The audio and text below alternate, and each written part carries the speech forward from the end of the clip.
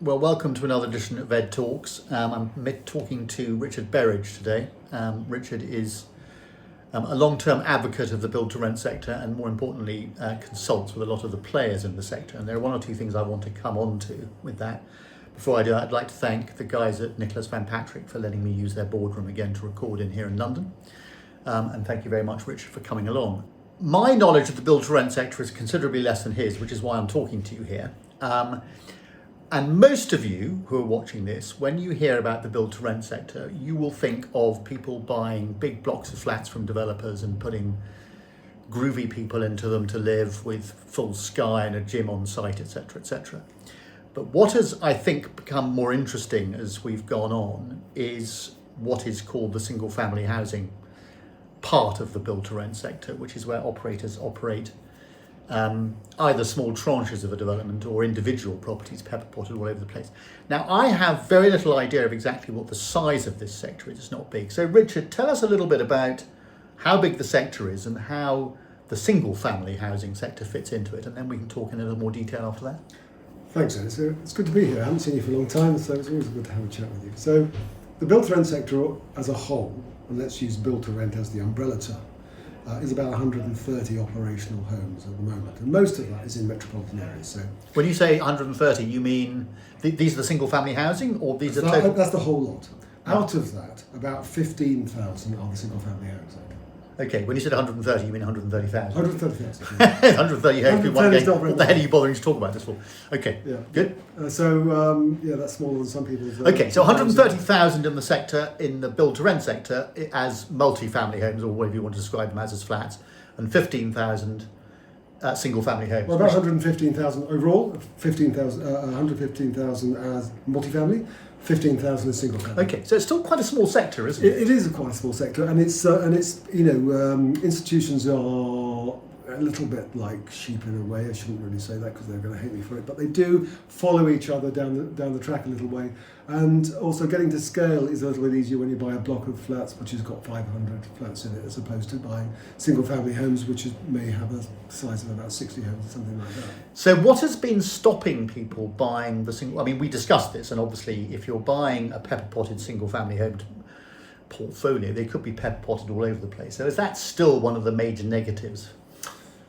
Yeah, in a way, it's scale, and when you kind of think about the people who are involved in this, it's sort of L&G and M&G and a lot of the big investors, and they always think in terms of scale. For them, scale is everything. And I think it took them a long time to get their heads around that scaling single-family housing meant buying smaller schemes, but more often. And they do pepper pot them from time to time. They prefer not to pepper pot if possible, because there are management issues around that. I'm not so sure whether that's true or not. But they do tend to buy sort of tranches or parts of schemes, and they might buy the whole of the first phase, which might amount to anything from either 60 to 150 homes, or they might buy bits of each phase so that it's fully integrated into the wider scheme. So generally speaking, I mean, the difficulty that I think most of them have had to date is getting their heads round buying a lot of schemes instead of just one big scheme, and that's been the problem. Okay, so why is that a problem? Well, because, most of them, and I'm not going to quote who said it, but one of them once said to me, I'm not going to get out of bed for anything less than 30 million quid. Now, if you buy a 60-home scheme in the north of England, that's not going to cost you 30 million quid. You're going to probably deploy about, maybe 10 to 15 million pounds. And you have to deploy the same resources for that sum as you would be for a 100 million pound scheme. So for them, it is more cost effective to sell that. Well, that much would be fairly obvious to anyone in business, I suppose, that if you're buying lots in a small scheme, the cost of doing it each time is the same. So I completely understand that. So is the opportunity perhaps at the moment that there are an awful lot of people who've been in rentals, and we know that landlords have been copying it now for about 10 years, ever since George Osborne started taxing them, and with recent changes and stamp duty hikes and all of the stuff that we know about. Is the opportunity in the single family housing sector the fact that landlords are selling up, or is it that alongside the 106 part of developments, developers who are increasingly feeling the pinch and having difficulty in selling stuff, perhaps in the way that not in the way they have in the past. I mean, in the past they've sold stuff standing on their heads. Recently, that's been a lot more difficult. Is that the attraction then for this, that developers can get rid of a little bit of the extra tranche of each development to a build-to-rent developer? That can be the case. I mean, it's for a bit of context, it's actually quite difficult because there have been a whole range of things that have happened to make single family more attractive than, say, multifamily. I mean, Gateway 2, it's just one of them. You can't build a tall building now and make it viable because it's extremely difficult to do so. And the thing is there's a thing about risk as well. When you're building a particularly complicated building, and most multifamily buildings are quite complicated, as you sort of previously said. So multifamily, just for those of you who don't, the tower blocks. Okay, yeah. So the tower blocks are quite complicated to build. You've got a lot of M&E in there. You've got lifts, you've got health and safety, you've got concrete frames, you've got tier 1 contractors in there, you've got tier 1 consultants, an expensive and risky business. And investment is all about risk. So risk and return. And what we've seen, and that is reflected in the yield curve. I know you kind of know that. And what that tends to mean is that the lower the yield, the less risky that investment is. The greater risk you take, the better return you want. What people have realised is around houses is that they're fundamentally not as risky to build. They are pretty straightforward to build. They're not complicated. They're quite sustainable to build. You can build them energy efficient. Your tenants who live in those tend to stay longer and more stable. So we've got an asset class here which is easy to build, easy to build sustainably. These are the houses, individual houses. The houses, easy to make energy efficient. The people who live in those houses, they're paying you rent, stay longer, and they tend to be more stable. So we've all of a sudden realised that despite the fact that it might be slightly more difficult to scale up, as they call it, which is buy lots and lots and lots of houses, and they wouldn't want to do that on single site anyway because of the density of houses, which is very different, and so the renter density is very different. They've suddenly realised that this actually is in many ways, and this is kind of borne out by a lot of research that's been done recently, a much more attractive asset class. Now you have to bear in mind that 60% of the PRs, pretty much you probably know, are houses. And 80% of what we live in this country are houses. 83% of what we built last year were houses. We're not talking about a typology that is smaller than the number of flats. It's very easy to think that if you live in the centre of London or you're involved in the build-to-rent sector, generally speaking, and all you really focus on is building a 35, 40-storey tower, the world revolves around apartments. It doesn't. The world in the UK revolves around houses for both renters and homeowners. Yes, so I suppose, okay, so if we move away from buying smaller tranches in multifamily developments, which is one way that you can put single family housing aside, if we focus on the pepper potted houses, a lot of people watching this will say, well, why on earth would someone focus on that sort of development? But actually, I know from my experience that there are quite a lot of people over the years who've built up portfolios in the same street or in very, very close by streets. They'll have bought 3 or 4 houses. And the difficulty, obviously, with those, is what's putting people off the management of them. I mean, obviously, part of the reason we started talking was because what I do at Vuba enables quite a lot of people who run those sort of pepper potted developments to do the stuff they want to do at distance and at scale. Yeah. But is that the major issue, the management of these things, or?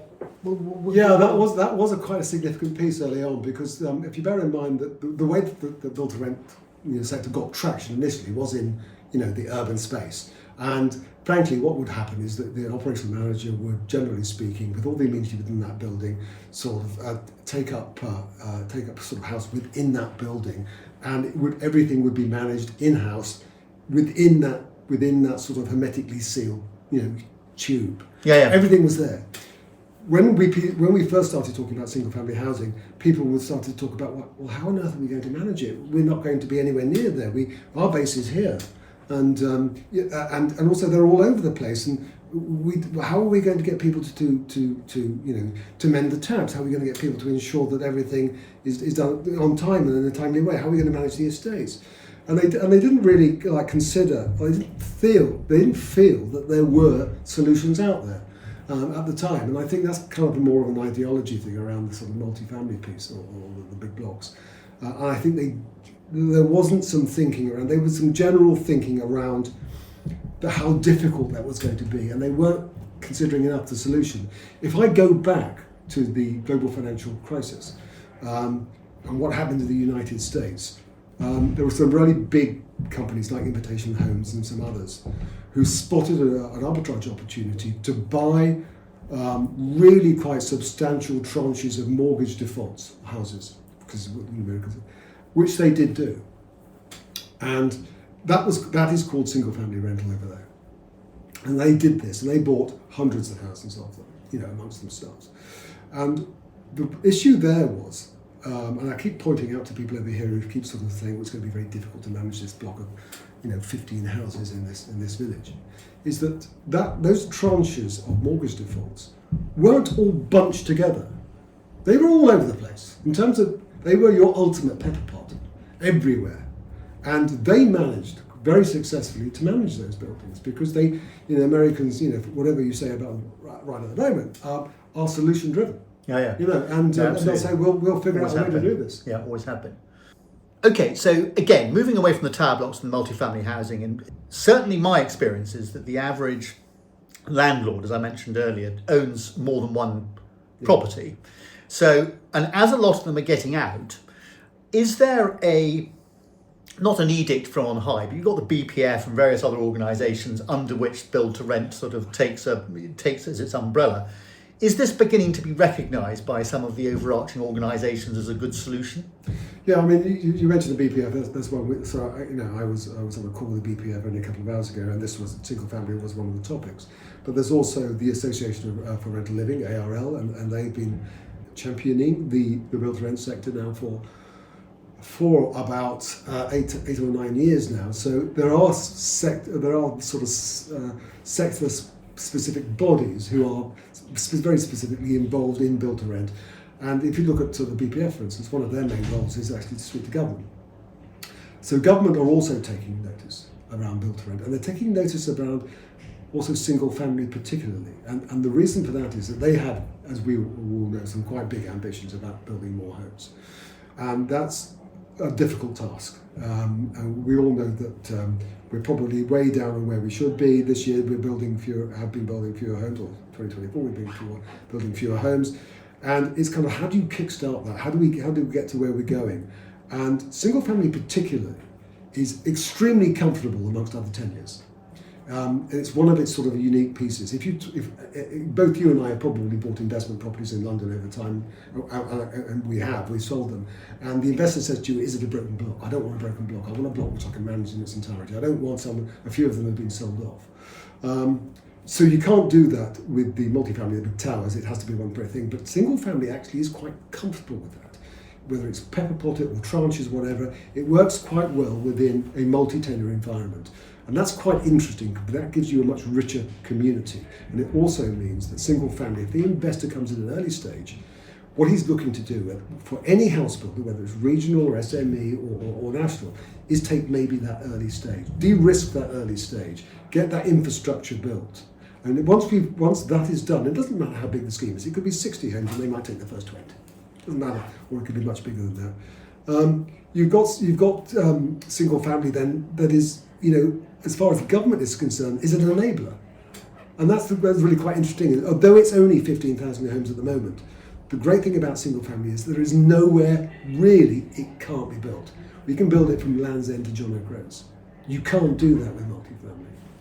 How do you define single family? Because obviously 15,000 sounds like a small number, but in the PRS you've got, 5 million homes in the PRS, and another 3 million or 4 million in the assisted housing sector. And so 15,000 is a tiny little number. Where does the definition of a single family housing property start, and a landlord who's got 4 or 5 properties stop? Yeah, well, that's quite interesting. There's a massive debate in the sector and amongst the consultants about what's built to rent, what's PRS, what's single family, what's not. And it tends to revolve around, I think for a lot of people, particularly the consultants who are transacting on this stuff, I think they think about it in terms of scale, generally speaking. I think I prefer to think about it in terms of the management piece.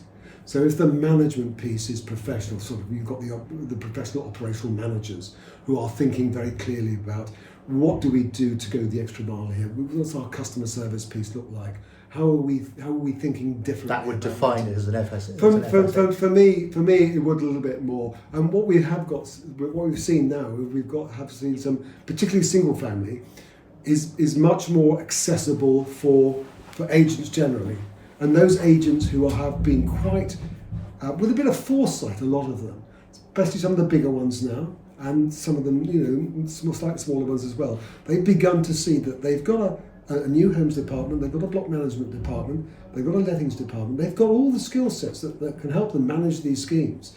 And what they haven't done in the past, started recently, is to start to think about some of those new build homes that their new homes are building is going to the investor as well. I completely see that. Do you know what? It's like a light bulb going on. I mean, I hope some of the people who are watching this can get the light bulb going on as well, because actually, of course, if someone's going to rent something, they're going to prefer to do it with someone who has got, I mean, okay, let me phrase that another way. If you're renting a property from someone who owns 4 or 5 properties and they're a single person, they're probably unlikely to have a big management operation behind them. I mean, the majority of people, in my experience, they employ a good agent.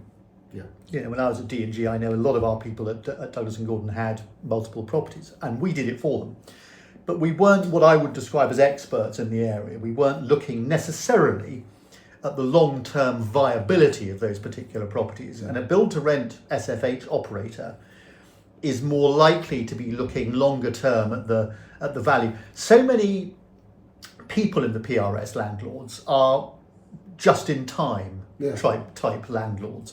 They're not taking a really good long-term view. So I can completely see that if you're looking at this with a proper build-to-rent operator behind you, that there are going to be some advantages to that. So I can see. Okay, so what's the ambition in the sector? I mean, 15,000 is small. We know it's about 130. I thought it was a little bit more than that, but nevertheless, it's still in overall terms. The wider sector is about 130. Yeah, but that's still pretty small. The house is about 15,000. Yes, and bearing in mind that, as you said earlier, and again, it's fascinating to hear, 60% in PRS are houses, 80% of places we live in are houses in the UK. Clearly, that could be better reflected in the SFH sector. Yeah. So, what would you advise if someone was watching this, and a lot of agents watch this? What would you say to them in terms of the sector? Would you say that if they're managing stuff for landlords and they're with a lot of landlords who are thinking of getting out, and I don't care who the landlord is, they're probably thinking, shit, this is getting a bit heavy, we might think about getting out. What could an agent do to perhaps persuade their landlord? You're on a bit of my one of my hobby horses here, because my hobby horse around single family is all about localism, and that's really the interesting thing. If we look at, I kind of do some stuff with some of the big consultancies as well in terms of viability and rent analysis and that kind of stuff as well. But when it comes to sort of looking at a scheme that is maybe, I don't know, let's talk about Chalfont St Giles or somewhere, I don't know, anywhere. Let's say sort of 60 houses were going up there. The thing is, you've got local agents who have been local agents there for a long time, who have an intimate knowledge of the location, they have an intimate knowledge of the local, of what's going on in that area.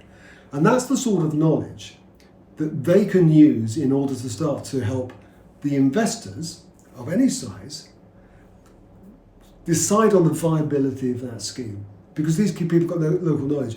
You've got some of the big consultancy companies who will go into, and single families like this, it looks into areas where the multi-family stuff isn't, that dense stuff isn't. So basically everywhere across the country. And we pretty much know that there are agents who are experts. And you've probably got a big sort of Ed Mead sort of fan base of agents that sort of tune into this all the time. But there are so many of them who have got skill sets and knowledge and experience of an area that the big consultancies don't have. And that's a big plus for them, particularly in single family of any sort of scale. And I've tried to sort of make this point to agents time after time. So the medium-sized ones, or not necessarily the smallest, but the medium-sized ones do have, operational sort of management expertise. They all do property management. They probably have a small new homes division. They probably might do some other stuff in the surveying division and so forth, what have you. Those are all the skill sets you need, but you need to bring them together, and you need to. But how do the small agents get their voices heard? Well, to be honest with you, it's a bit of catch-22 situation in a sense, because I think a lot of the investors Don't forget, if we're talking about an investor base, which is also now a lot broader, because that investment piece is a lot smaller in many cases. And there are people who have come to me, and I've had a couple of conversations with some quite interesting people, and I think this will become a thing, what I would term aggregators. So they're people who are probably backed by private equity, who are doing that donkey work, that real legwork stuff, is going along, aggregating schemes, going into certain areas and saying, well, we're only going to get 20 there, might get 30 here, 60 there perhaps, until they build up a portfolio of about 400 to 500, which they will then sell on to a significant scheme. And those smaller investors, and I know some of them, are talking to the smaller agents. So this is the time that those smaller agents can start to think about what they're doing, how they can sort of behave in an institutionally acceptable sense. How they can, I don't want to call it professionalise up, because they're professional within their own. No, but I know what happens with a lot of agents is that they forget that they can actually, if there's a development going on lately, one of the things that I know most agents would love to be able to do is to get into the new home stuff. A lot of them are too small and they can't get into it. But they will know it's going on. Yeah. So from their point of view, if they can spot 3 or 4 developments around Chalfont St Giles, for instance, going up, can they think about looking at those developments, seeing what's going up, make it their business to know, and then perhaps take those somehow to an investor and saying, by the way, did you know that these are going up? In other words, they can act as a buying agent in one sense, and they've got the knowledge of the area and they can approach the investors. If they were going to do that, how do they? Is it social media? Is it LinkedIn? A bit of all that kind of thing. It's called social media, LinkedIn, but also you've got to get into you've got to be part of the in crowd, if you like. So you've got to look at the BPF, or probably particularly more like the Association for Rental Living, which is not an expensive organisation to be part of, which runs courses, or even sort of looking at people like the Property Institute, who run courses on build to rent. But the Association of Rental Living is really good, because that, is basically an organisation for build to rent and single family housing. So within that organisation, you will see contacts who are investors, who are suppliers, who are third party suppliers, who are operational managers, and you will learn from them. And they do an awful lot of courses and webinars on operational management on the investor side. I would have thought that's quite an interesting way for agents not only to be able to make some money out of the build-to-rent sector, but also to then develop the knowledge about how to service those sectors. Yeah. So in other words, if they packaged up 3 local developments or bits of 3 local developments, took them, found an investor and said, okay, you do that, we will then build up a professional department. They're local, so they're already on site. They can start. I can completely see where the sort of organic nature of that comes from. So I think that's fascinating. I think that's a really good learn, potentially, for some people. I'm assuming that's sort of what you'd want. Well, it's a learning environment. The ARL does all sorts of things, and they're very good at it. And you, as soon as you enter that environment's all about build to rent. Whether it's kind of like doing parcel services, or whether it's Viewer, for instance, or what you can do. Or learning about customer service, or how you treat people properly. You have to bear in mind that many of these people, for instance, I do some stuff with Audra Lamoon of Livewire, and what Audra will do, for instance, for an institution or for an operational manager who isn't close by, she might be tasked with the idea of phone up all the agents, do mystery shopping for me, and see which one you would recommend would represent us well in that lease-up piece. Who do you think would do that well? And so, you've got to be on your mettle all the time, because, as we know, one of the things that build to rent has brought into the sector, again, I don't want to call it professionalisation, but I think it's an acknowledgement that the customer service piece probably wasn't as good as it. No, it's very true. I have to say, it took me a long time to understand that the build to rent operators have a set way they like to do things, and they do that for a reason, because it works. And just because it's single family or pepper potted or whatever it is, it doesn't alter that. Reason. So it's all the same thing.